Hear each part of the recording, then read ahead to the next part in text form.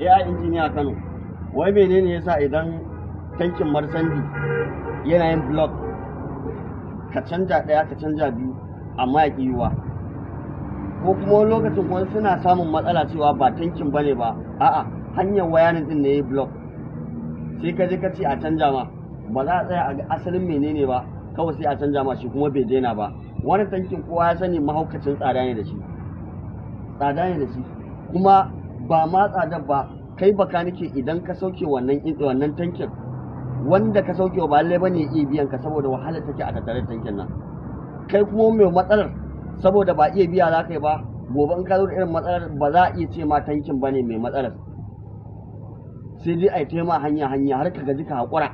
To me amfanin a ce man ka yana half tank a nufin babu, sai ka ƙara galan 2 ko galan 3 sannan za ka wadata zuwa aiki.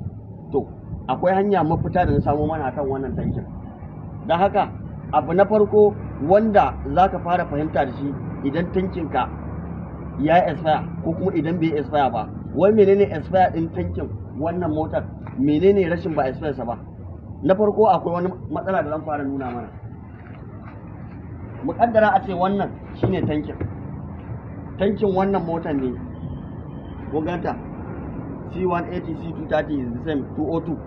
To idan ana ma magana fuel gauge, wannan shine fuel gauge, gashi nan wannan shine fuel gauge, wannan pipe din shine asalin pipe da yake dauka zuwa nan wajen.